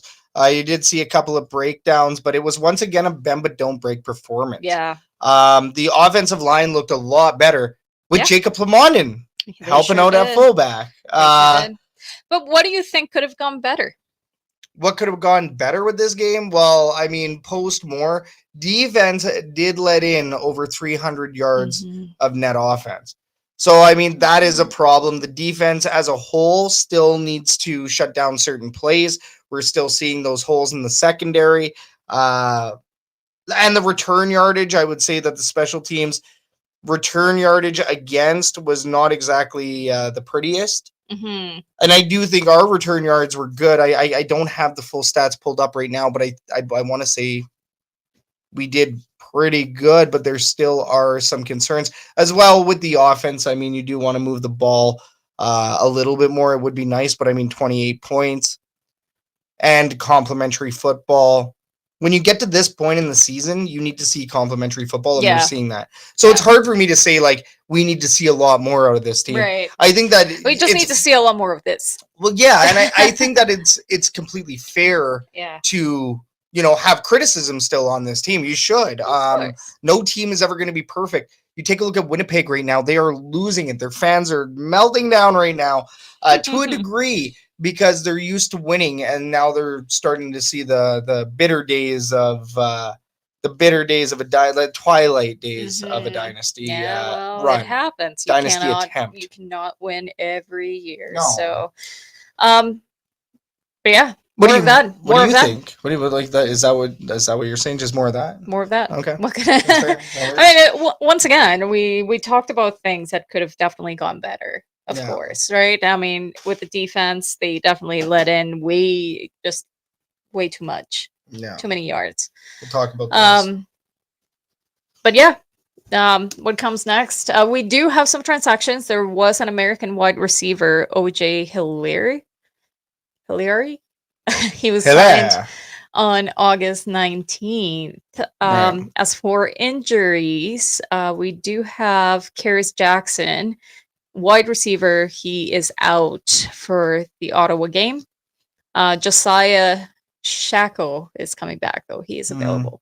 That Karis Jackson, that's interesting because I saw it originally as load management, and that has now changed to non-football. So that's interesting because I have been reading my emails. Right. I have been trying to be better at this. Please tell my boss that I am trying to read the emails more. But yes, I did see that Curious Jackson was listed as a load management and then it switched. So I don't know if it was a typo, which is what I would assume. But that is interesting. That usually means that there could be an issue, a family emergency or something like that. Now it's not a 6 game, it's just a 1 week. Yes. So non-football also means that he suffered a non-football injury. Non-football related injury. And that means that he got hurt somewhere else. Exactly. Yep. That's exactly what that means. So that's actually that's probably exactly what that is. Yeah. But what is next? Friday, August the 22nd, the Edmonton Elks will face the Ottawa Redblacks. What do you think? Are they going to win it? Elks are going to win. I think that I'm going to stick with the same prediction here. 30-20. And it's not being lazy. I already had the speech lined up. It takes more for me to think about this speech and defending myself on a 30-20. But I think this team is going to perform similarly in Ottawa because we have to remember this last game was at home. Yeah. So the Edmonton Elks ended up securing this win at home in front of their fans. This next one, they're going to be in Ottawa. The territory is going to be a little bit hostile. Ottawa fans are hungry for a win. It depends on how many show up. Their attendance has not been stellar. Why? Well, same reason as the Edmonton Elks. Our teams are, consistent basement dwellers. Yeah. But in this scenario, it's a battle to get out the basement. And the Edmonton Elks are hungrier. And I do think that they will win by 10 points. Herd chat, let us know. Give us some predictions here. I would like to bring up a couple herd chat questions here before we get into the player to watch. John, we will be talking about these bracelets. We will be talking about these in either green or gold or the fan forum. I believe green or gold. I don't think we have any questions. But that's no, just comments here. Yeah. Yep. Just a couple of comments. We'll talk about the bracelet. Yeah. David McKinnon says if you promote EST to your friends, Matty would just appear between parked cars. It's crazy. There was one from I want to say Ken up above. Is that 3 out of the last 4 games in reference to the Rouge starters? Maybe. I don't know. And then I do like John. No, I think Hamilton started with a Rouge, and I was mad about it because I wanted to be the one starting with a Rouge, and I said they weren't allowed to do that. Yeah. So, but in general, the games have been starting with Rouges. Yeah, totally. Which is weird, right? Yeah. John Hayden also did have a comment there. I predict we will smash Ottawa this week, and we love that optimism. Very thrilled. And I mean, I hope we do. I think that this is going to be a really good game for us. Player to watch. Let's talk about player to watch. Catherine, who are you watching for in this one? I'm going to be watching for Joel DeBlanco because I wanted that one. Matthew Iwanyk mentioned it. I'm like, wait a second. I haven't been paying enough attention on that. Like, I really haven't, because I know that we signed him for a reason. I mean, he was the number 1 draft pick a couple of years ago, but we haven't seen much of him. So I just haven't been paying attention enough. And now that brought it up to my attention. So now that's who I'm going to be watching. Well, that sucks because I had Joel DeBlanco as my guy before Matty even mentioned Joel. So yeah. We can agree on something, we don't have to always disagree. No, but make it fresh, make it fresh. I mean, I'm not going to pick quarterback, wide receiver. Like, I want to go Stephen Dunbar Jr., but let's do Stephen Dunbar Jr. Let's go Stephen Dunbar Jr. Somebody else can do their wide receiving job. Well, I mean, we could also look at defensive line. Brandon Barlow's coming off of one heck of a performance. He ended up making the PFF honor roll. And then Justin Rankin, of course, made the PFF honor roll for week 11 in the CFL. So very exciting. I mean, obviously, we're starting to see more guys firing. It's just to get them all firing at the same time. That's what gets you those good wins, like a Calgary Stampeders win. That's what it's going to take. This team's going to have to click all at the right time in order to get that win. I mean, obviously, right now we're talking about Ottawa. So in the Ottawa game, if I'm going to go ahead and pick a player to watch, let's see if Stephen Dunbar Jr. truly cements himself as wide receiver 1. That's the storyline for me. That's fair. That's a cop-out because my other player to watch was also David Beard. Okay. So I want to see what David Beard does at center, and I want to see how that offensive line holds for Cody Fajardo as well. Mm-hmm. So I mean, one singular player to watch is going to be Stephen Dunbar Jr. because I want to see him grab that WR1 spot, wide receiver 1. But as a unit, my eyes are definitely on the offensive line. Can they build some more chemistry? Can they build more of a pocket for Cody Fajardo? Mm-hmm. And is Cody Fajardo going to mesh with that offensive line going forward? Are they going to become a little fortress, right? I hope so. Because that offensive line is, they're starting to respect Cody Fajardo. Cody Fajardo is starting to earn that respect from the offensive line. Mm-hmm. So, you don't want to let your guy get hit. If you don't know who's back there, it's a little bit harder to have pride. Yeah. In that common respect. It's like Tom Brady.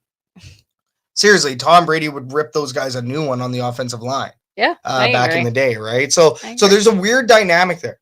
There's a really weird dynamic, which makes sense. It's a team dynamic, but there is also that little nuance. Mm-hmm. It's a nuance, we'll call it, right? Okay, I think we are going to move on to the next segment.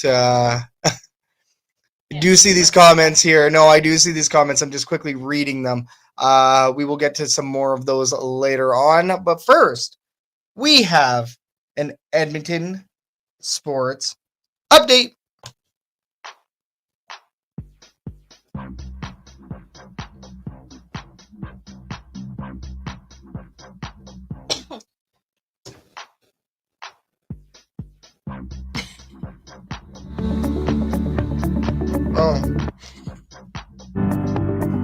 Your 3-1 Edmonton Elks defeated the Toronto Argonauts by a score of 28-20 last Friday. They are heading to Ottawa to face the Redblacks at TD Place on Friday. Kickoff is at 5:30 p.m. Mountain. The Edmonton Riverhawks had 7 players make the All-WCL West Coast League team, with Miles Chamberlain on the first team. The Edmonton Elks Labor Day bus presented by Canadian Club and EST will be happening on September 1st. For $150, you can enjoy a drink, football, beer, and the best fans in the CFL all in one 12-hour window.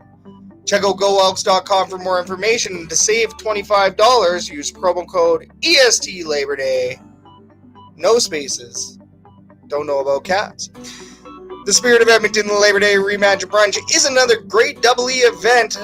For $225, you get unlimited sluice juice, not your standard brunch meal, entertainment, alumni, giveaways, and so much more. Check out goelks.com for more information. Once again, that's the Spirit of Edmonton Labor Day Rematch Brunch. Don't forget that Love Pro Wrestling has events every month, with their next event featuring the Clandestine Wrestling Society on July 30th, and then the main event on August. Whoa, we are a little bit off on our dates. It is August 28th, and then August 29th. That is going to be Thursday, August 28th, and then Friday, August 29th. And then with tickets as low as $10, you don't want to miss out. Love Pro Wrestling, it's always a great time.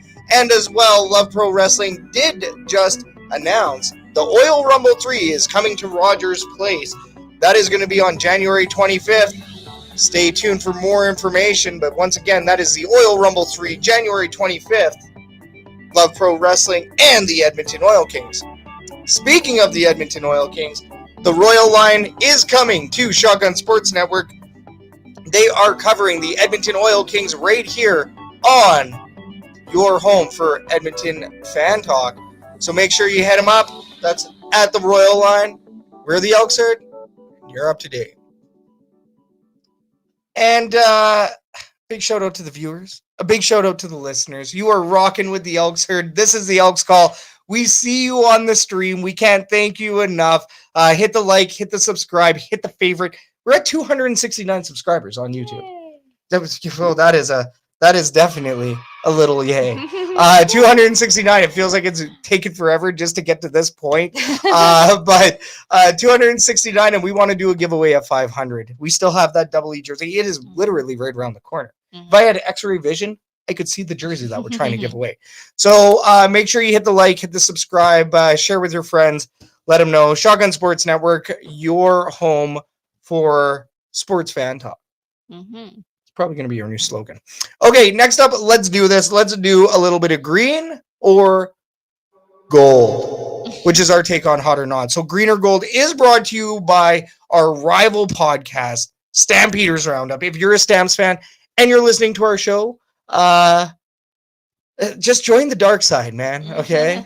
We are not your father, but switching that red lightsaber for a green lightsaber, just like Yoda would rock. Elks fan, you are. Oh my God, no. Hit us up over here at the Elks Call. But if you are a Stamps fan, go check out Jason Basic with his show, which is Stampeders Roundup, only right here on Shotgun Sports Network. Green or gold. So this is how it works. We're going to bring up a topic or an item, and if you like it, you're going to vote gold. But if you don't like it, you're going to vote green. Herd chat, you know what to do. Blow it up. Throw your vote in the herd chat to have your voice heard. So two items here, two topics. I like these ones. We have not seen this first one, but Catherine, let's start with you. Is it green or is it gold? The double E grub tubs. We've seen the comments in the herd chat tonight. What are your thoughts? Is it green or is it gold? I'm going to say gold. Gold. Yeah, I mean, those are nice. They're nice. I mean, I don't know if I would necessarily get one for myself because I feel like, I get a different type of beverage that you would get in one of those. But you can pour it in there. Yeah, but I'm not going to drink beer out of a straw. That's weird. Oh, yeah, because you got the food. Yeah, it's a grub tub. I'm not gonna do that. But for the kiddos, I think that's pretty cool. So to kind of describe this once again to everybody, if you have not seen the double E grub tub, it is a cup, and then it has a massive ring around the top so that you can fit your popcorn in or snacks or whatever. So it's called the grub tub. It's your drink and your food all in one area. You're saying gold? Yeah, I mean, I think for the kiddos, it's pretty cool. Yeah. Yeah, it's decently priced too. It's not too expensive. I think it's reasonable. Just another thing that you can take home too, and just add to the very many list of things that we have that have double E in this household. That's why I'm saying green. And let's go, John Kirby. John Kirby does say gold. He does say gold. But guess what, Sean? What up, Sean? Just won those tailgate passes a couple weeks ago. He says green. He agrees with me. It's $12.75, which is actually a good price. That's not where my qualm is. I'm just a beer drinker. Yeah. See, you said that you can put your drink in there. I'm just letting you know that you could. But how often do I actually have food on deck with me? Yeah. Besides that Creed concert last night. A lot of the times you buy hot dogs everywhere you go. But I buy hot dogs. The hot dog doesn't fit in the grub tub. No, you could try it. No, but everything fits everywhere if you try hard enough. What are we talking about on this show? If you're just tuning in, welcome to the Elks Call. This is a wild Wednesday night. We're trying to talk about grub tubs here. Where you could potentially fit a hot dog in. This isn't getting any better. This is not getting any better. Oh, this is good. Ken Chapka here in the herd chat. What up, Ken? He is saying that this is a gold. We do have Nathan with the griold. Whoa, that was weird. That was weird. A griold. So coolish for kiddos for sure. And yes, like from the adult side of things, I would rather buy the loud cup. We don't have it kicking around, but I would rather buy the loud cup. I will say. I prefer the loud cup every day of the week. Jay Conahan and his crew over there in Ontario slanging those loud cups and slanging them over this way over here to the west side, Edmonton as well, which is great. But in terms of the grub tub, I do think that it's an item that's more suited for kids. I would like to also see the size. I do know that they look pretty small. they look pretty small. John Kirby did indeed post on social media with these grub tubs. So, so I mean, if you want to check out what it looks like, you can go find Big Fan on X. I'm not going to out you completely here, John. Yeah. All right. Let's move on to the next one. Then we will go over some of our herd chat comments. And John will bring it on September 6th, and I'm sure he'll be around our tailgate. So Stall 182, you know the drill. Come see us at the Labor Day rematch, and hey, you can see the grub tub before you buy it. I like that.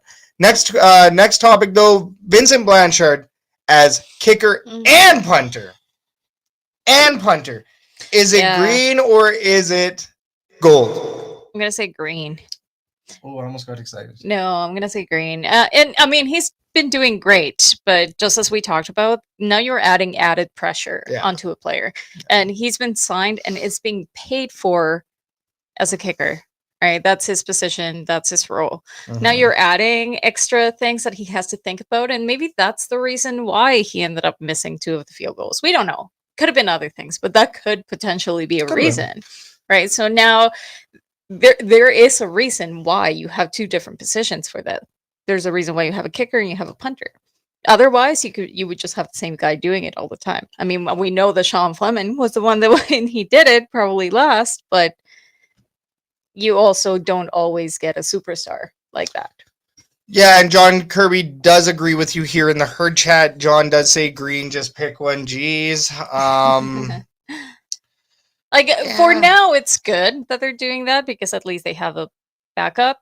You know, they have somebody that is confident and capable of taking on both roles. But at the same time, you don't know if that's just adding extra pressure onto his duties and he's going to start performing a little bit worse. Yeah. You don't know? I understand that. Big Uke here in the herd chat does say green, but mainly because our punter is really good at his job and is a loss for sure with him out. Okay. Yes. And this is where I am going to say this is a gold. And the reason why is because of exactly what Matty mentioned. Now that frees up an extra roster spot. Now you have an extra man out there in any position as opposed to kicking and punting. So, I mean, I understand that there is specialists. I think for the situation in this moment, would I rather have a rookie punter or a lesser known punter in there dealing with this over Vincent Blanchard when Vincent is doing pretty good? I would say that this is the best case scenario. I like him in this role right now. Do I like him in this role permanently? That's a different story. That might be a different story. What if we have to ride out the rest of the season with Vincent Blanchard as kicker and punter? We did sign another punter. I know, but what if he sucks? That is a possibility, of course. But I mean, the reason why they signed another punter is because they want to make sure that they have specialists. Yeah. Right. So. I get that and I agree with that. But if we got to ride out Vincent Blanchard as kicker and punter for the rest of the season, I'm gonna say gold. But gold. There we go. Gold. Wrong dial. Gold. But in the event that like let's say we have Cody Grace come back, obviously I'm going to prefer Cody Grace going back to 100%, his role, right? 100%. We'll see how he performs against Ottawa. Is there any news of what the roster is going to be for the Ottawa? Tomorrow's depth chart day. Yeah. Okay. Yeah. So we'll see. We'll see what their plan is, and hopefully, and Ken here, who also says green. Oh, I lost my mouse. Oh, here you go. He also says green. He does bring up a really good point. You risk that last man standing on a return and could get hurt. And that is a very valid point. No doubt, man. No doubt, Ken. That's the last thing that we would want is to lose now Vincent Blanchard, who can kick and punt. All it takes is one roughing the kicker, breaks his ankle or whatever, and he's out for the season. And just like that, we would be in the same position as, like, let's say Calgary or some of these other teams that are going through really bad injury woes. Yeah. So yeah, I mean, very interesting scenario for our boots, but I hope Cody Grace comes back sooner than later. That's bottom line, because he has been hitting some crazy numbers, almost comparable to Jake Julian, which is wild. So great storyline for the Double E this year. Once again, if you are just tuning in, can't thank you enough for riding with us. We are getting into our final segment right now. Make sure you hit the like, subscribe, and favorite buttons if you are enjoying tonight's episode. But speaking of episode, let's get into our final segment of the episode with the Fan Forum. This Fan Forum is brought to you by the Argos Fancast. Join Clay, Will, and Sir Doug as they give you the latest from Argos land right here on Shotgun Sports Network. All right, in this segment, we're going to talk about the hottest topics surrounding the Edmonton Elks and the CFL as a whole. We are opening it right up. This is the Fan Forum. Herd Chat, you know what to do for the last time tonight. Get your comments and questions into the Herd Chat. Let's blow it up. And, of course, for this season, we will be taking in your questions and bringing them up as one of ours. So get the question on the show, and you might have a Fan Forum question. Let's get into it. It's open. Welcome to the Fan Forum. Question number 1 here. Double E season seat holders have been sent gifts in the form of wristbands for each seat, along with a letter describing the purpose for the gift. So, really cool letter here. This is actually signed, well, not legitimately signed, right? But facsimile, as we say. But this is from the president of the Edmonton Elks. So if you are a season ticket holder, depending on how many season tickets you get, you'll also get a wristband from the Double E. So this is an Edmonton Elks wristband. As you can see, it says Edmonton Elks there. And then it also says, don't mind my destroyed finger. There we go. Also says Bone. So Bone is something that we've talked about quite a bit on this show. Bone, the Brotherhood of Nasty Elks, or the Brotherhood of Nasty Elks. So this is the letter as it reads. July 25th, 2025. Dear valued season seat member, we recently created something meaningful for our team, a wristband that serves as a daily reminder of who we are, what we stand for, and where we're headed. Boldly displayed on the outside is our team's name, Edmonton Elks, flanked by the iconic Double E. Iconic. At the insistence of our players, we also included the acronym BONE, Brotherhood of Nasty Elks / Eskimos. A powerful reflection of the tough, unified, and relentless style of football we are committed to playing. And finally, we added 1949, the year this proud franchise was born. On the inside, it simply says, believe. No double E's in that believe. But this wristband has become a symbol of unity for everyone in our organization. Players, coaches, support staff, and business operations. It represents the belief we have in one another, in the work we're putting in every day, and in the long-term process of rebuilding this franchise the right way. As these bands were made, it was clear that one key group was missing: you.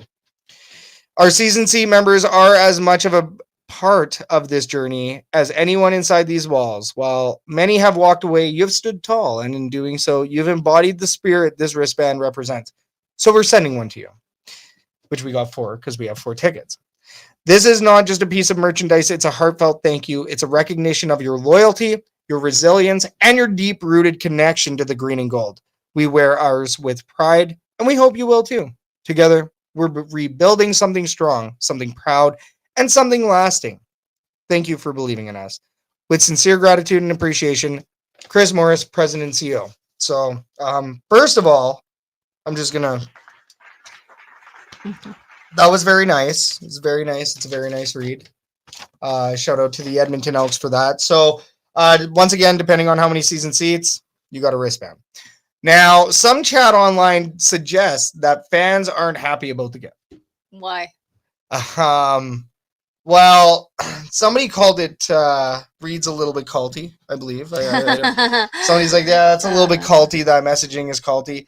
And then I think other people were like, oh, just a wristband. So I think you have like the general complainers, and then you have okay. people So that are. first of all, how about you're just grateful for getting something? You could have not gotten anything. I agree. Jesus, just be grateful. Just be grateful. It's like it doesn't affect you in any negative way. I mean, if you think that this is culty, I mean, obviously you don't understand what bone is and what it meant to the team. Yeah. Because that is a big part of who the team used to be and where they want to go back to, right? Yeah. So obviously it's you hear it with a lot of alumni. Yeah. Every time that we talk to somebody that is an alumni, they bring up bone. Mm-hmm. That was a core value in who they were as a team, as a player, and the organization. They're trying to bring that back, and they're doing small little steps to include the fans into this culture, and they're trying to build it again for something that was very successful back then. Yeah. And it created that team like environment that it feels like it's missing right now, right? Then that's what happens when you get so many new faces. You don't have that team like environment. So I think it's a nice little gesture. They could have not done it, so just be grateful. Yeah. And I mean, it's funny. So you got to the ask here before I even asked it, which is great. But I was gonna ask, is this too little too late, or is this the right move? Just in general, herd chat, let us know what you think. Throw it in there. We'll get it onto the show. What are your thoughts on this? Is this a good move, right? I'm gonna say right now, like, this is not a green or gold. I'm still gonna say that it's gold. I mostly wanted to hit the echo one more time. But the other thing too, though, is that there was a season seed holder patch debacle. Okay.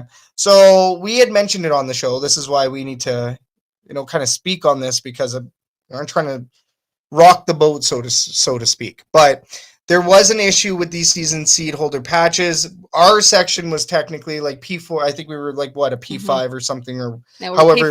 P4. Yeah. And apparently P4 wasn't eligible for the patches. So we're like, okay, well, this is kind of bunk, but maybe we'll get one. And luckily, a big shout out to the listeners, a big shout out to the herd, anybody that rocks with us, anybody that rolls with the herd. Many people came up with patches. Yeah. So very thankful our family was able to secure them. Later on, the Edmonton Elks did recognize where they screwed up.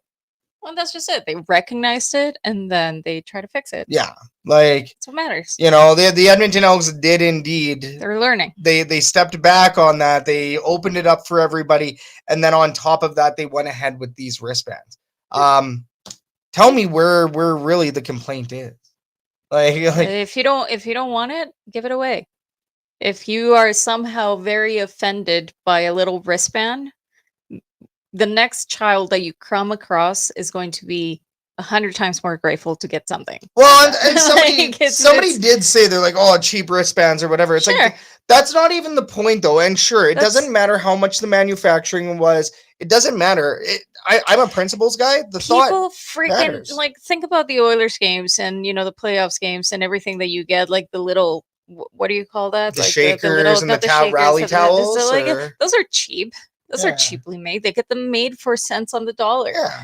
Right? And people will still keep them. People will still want them. It's just a little memento. It's like anything, right? If you find value in something like that, then keep it. If you don't find value in something like that, somebody else will appreciate it. But I would also rather have my favorite sports team that I'm a seed holder of, that I've sat through the 22 game home losing streak, as have you. Some of us are just a different breed out here, and those who have held on to their season seats, those who have picked up season seats, anybody that's ridden with this team through this absolutely brutal heavily stretch, trauma bonded with this team. Sure, but shout out you. Shout out you. And that's what the Edmonton Elks did. They said, shout out you. Here's a little memento. Here's a little gift. We don't know what happens after this season. Yeah. But what we do know It is may be that cheap. It might be cheap. It may be tacky, but it's still something. no, it's not tacky even. I like it. I'm gonna wear it every game day. I'm gonna wear this now. Yeah. Right. So and yeah, look at the side that says bone to all those folks. I like that. Dave McKinnon, I would also like to confirm that yes, I think there is a shuttle from the rematch brunch to the tailgate. Yes, there is transportation. So, and I do believe it is going to be going to the tailgate. Never sluice and drive. Yeah, that was when Jerry and I were on the hangout with Matty Iwanyk. Yeah. So. I do agree. There's a new comment over here from Jamie Fadoon. Thank you for everything that you bring to us every game. And he does say that they need game day programs. I do feel like, yes, I mean, there's a lot of other things that the team could do to show their appreciation for fans. But at the same time, you got to work with what you got. Right? I mean, when you showed me the wristbands, I also thought that they were cheap. I also thought that they were cheaply made. But then I said, well, what do you expect from a team that needs to still be making money? Right? It's an understanding that for a team that is not necessarily making a profit, for them to even go out of their way to do something for fans when they're not making a profit, that's going above and beyond. Yeah. They didn't have to, but they did. And even if it's cheaply made, it's still the principle. It's still, a little gesture. It's a nice gesture. Well, and here's the other thing. They couldn't ship any of this out if Dwayne Mandrusiak is not in the building. As we've said before, Dwayne Mandrusiak is Bone. They're getting Bone back into the building.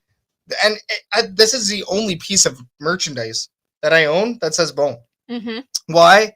Because I am not part of that organization. But now they're bringing you into that. Which is cool. And I appreciate that. I think it's pretty cool. I think I'm still going to reserve that for the players, for the alumni, for the players. It's still something that's a little bit sacred, but it's cool that they're kind of bringing the fans more so into that. And Bone is thriving now. Bone is thriving within Commonwealth. The wins need to go with it, right? So no matter what, when it comes to the wristband, to the little wristband, like Dave McKinnon said, used to wear Livestrong. People have worn so many of these little wristbands for so many little causes. Totally. If you're gonna get salty about one for your favorite sports team, or one of your favorite sports teams, I think you have bigger fish to fry. Yeah. And I think that Double E does as well. They're just trying to trying to pay it forward a little bit, pay it back to the fans. Pay it back to the fans a bit. Okay. Dave McKinnon, do I need to check my mail for a patch? Dave, there is emails out there. I want to say from the E Insider. You can also go down to the team store, and as long as you confirm that you're a season ticket holder, you can get your patch. So there are still patches available. Make sure you go grab them. The 2025 season ticket holder patch. I hope they do a patch every year. That'd be so cool. I would take a patch every year. Okay. Last question here in the fan forum, of course, unless I think we do have a John Kirby question or a couple other in there. So we will pick through and pick one. But second question of this fan forum, CFL fans point out that the league does not have a video game every year. Every year we have this conversation about the missing video game. Nelson Hackowich, a gentleman on X social media, he has made all 9 teams in college football, 25 and 26. So, you can actually get a CFL match going on, even though it's not in the right stadium and maybe the players are wrong. I think you can adjust rosters, but you get the gist. So we got to ask, would the CFL benefit from a video game, and would the costs make sense for a developer such as EA? So not just like this question isn't as simple as just point and shoot and say, yeah, we need a video game. Should we have a video game, and is it feasible? No. The CFL is not even making money. What? Yeah, but you're also not wrong. So, no, that's not feasible. That right there takes that out of the equation. The CFL doesn't make enough money to do an app, especially an app that would be a video game. A lot of the development time for a lot of video, well, nowadays you can throw a cheap video game, like something quick. But if you want a good video game, especially from a developer such as EA, that's going to be years in the making, and that's going to be very, very, very, very expensive. That's a no. It's not feasible, I don't think, for the league at this point. For the marketing standpoint, I think they could really put those efforts somewhere else. Why focus on a video game? They could really go for other more cost-effective venues to try to increase the engagement of the audience for CFL. Okay, so first of all, John Kirby does say we don't even have a CFL smartphone app anymore. We can't even get that. Dang. Yeah, we are really hurting on the tech side. Okay, so why can't we have a middle ground here? Okay, Madden comes out, EA integrates an expansion pack CFL called the expansion. CFL. I could see that. CFL expansion pack. Mm-hmm. For them, it's probably not that hard, but they do have to build the stadiums. So there's things that they need to build, because every time they come out with a new Madden, they tweak a couple things and then they release basically a new version of the exact same game. It's terrible. But for the CFL, why can't you have an expansion pack? Yeah, that'd be a lot more cost effective as well. I think so. And you 100%. use the same engine, you use the same graphics. All you're doing is just changing the uniforms. But also, EA's headquarters for I believe EA Sports headquarters is in Vancouver, where they make the NHL games. Yeah. The problem is that with Madden, I'm pretty sure they don't have to go to they don't have to go to Vancouver. Wherever they do all of the Madden stuff, that's got to be somewhere in the States. Yeah. Nathan over here, he does say that a standalone video game, no, but there should be some sort of add-on like Nelson has done, but officially to the Madden game. So he definitely agrees with you. In the NHL game, John says here in the comments, in the NHL game, you can play the WHL, so why not add the CFL into the NFL game every year? That's what I'm saying. Right? That's what I'm saying right there. That's same way I can play with any Euro League in the NHL, right? So it's just add it.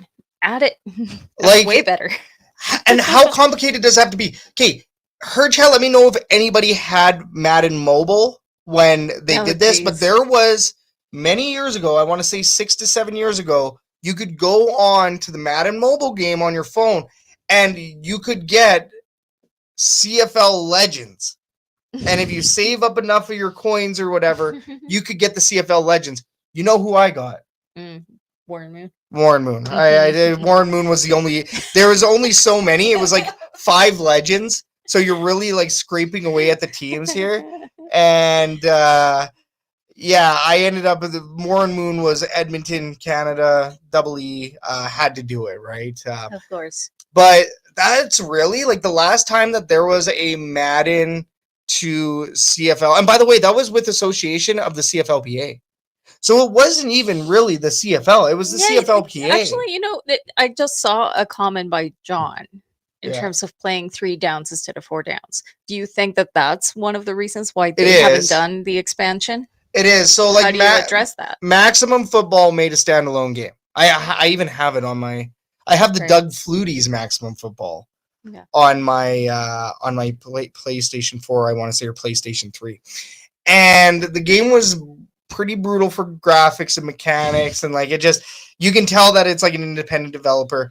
Canuck Play, I want to say, has tried this a couple times.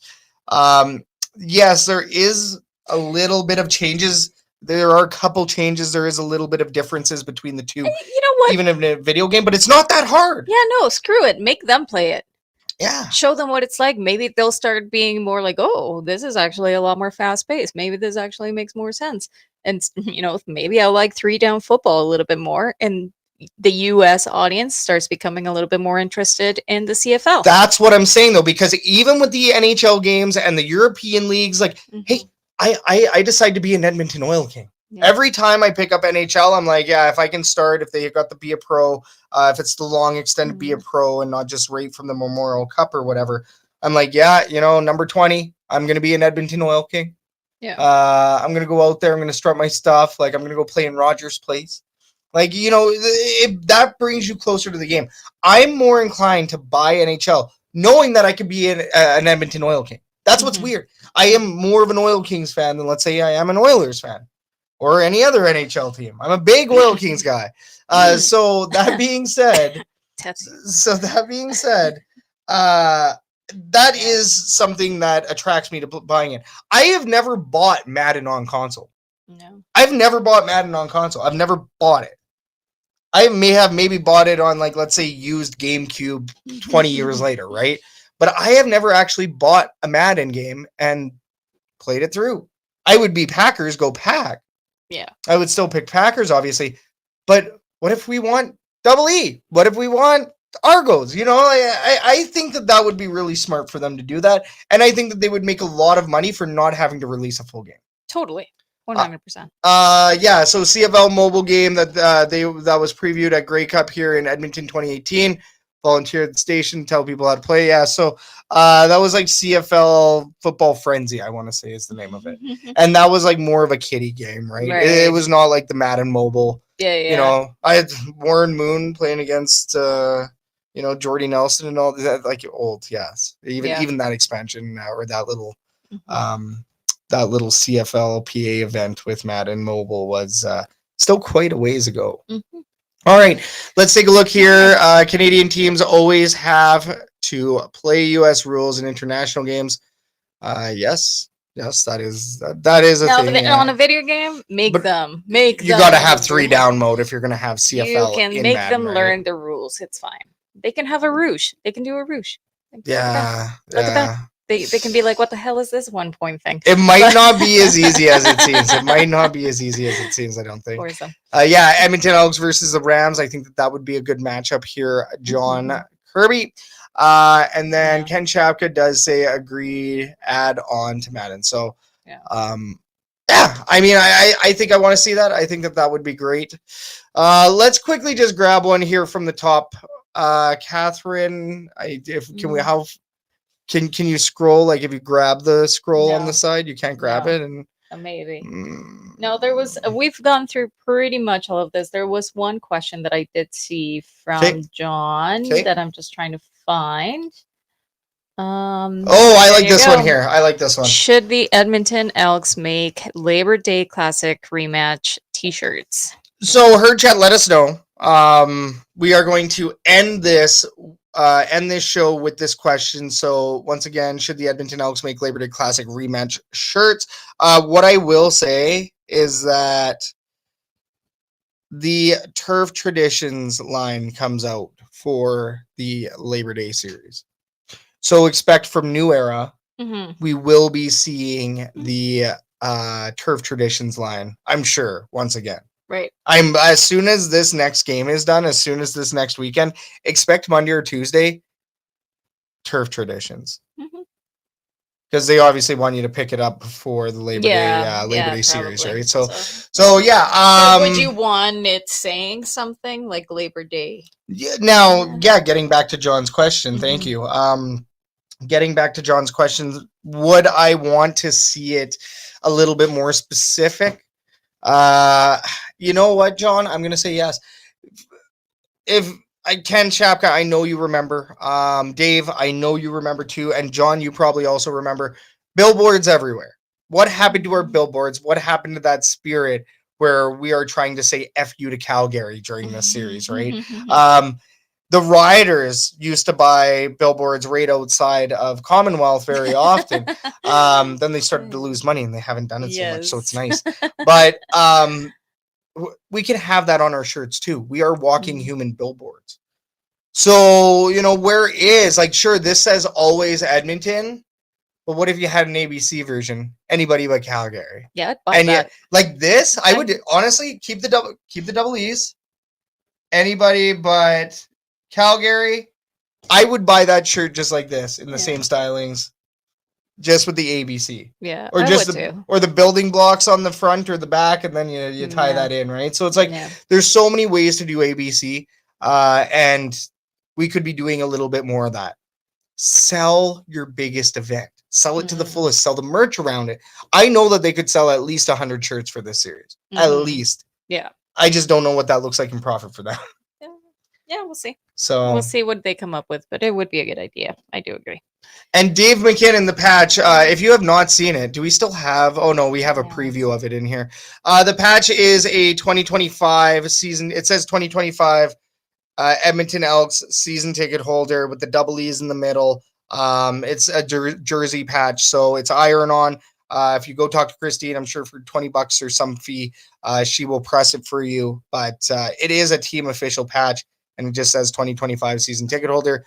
Everybody is eligible now. If you are a season ticket holder, everybody is eligible. So go make sure you go say hi to Christine over at the Edmonton Elks team store and get one of those patches. Just got to show your proof of season ticket holder. Tickets are not selling for the Labor Day rematch. I looked on Ticketmaster. John, this matchup usually does sell very, very well in the week leading up. So, and if the Edmonton Elks get a win here against Ottawa, I think we're going to see that goose up. And then the last comment here, I haven't seen one billboard this year or since before COVID for the Elks. Hey, we might see that change soon, but the team needs money, and that comes from wins. And we can get our next one this Friday against the Ottawa Redblacks. Ladies and gentlemen, holy cow, this was a show tonight. This was an awesome show tonight. I had a blast. I was really excited about this one. I'm thrilled. We're going to go ahead and officially close that fan forum. Let's close it out. Man, what a great show. This was great. Biggest round of applause to you, the viewer, you, the listener, everybody that tuned in tonight, tomorrow, whenever you do. Couldn't thank you enough for tuning in. Matthew Iwanyk, got to give him a little applause as well because that was a fantastic chat. Could just talk CFL all day. Yep. Him and I, a couple beers and CFL talk. We both don't have that kind of time, but oh dear God, what I would do.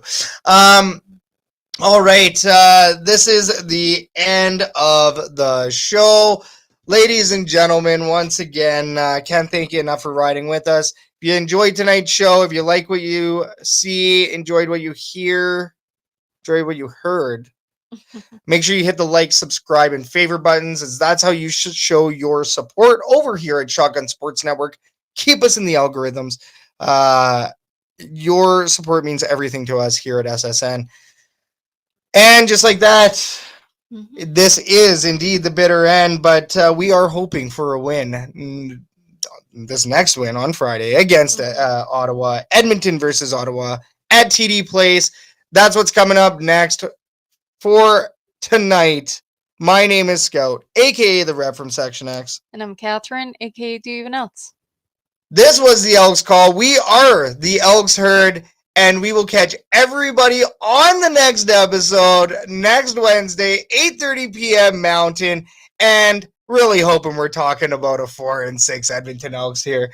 Thanks again, everybody. Have yourselves an awesome night. Have a good night. Cheers.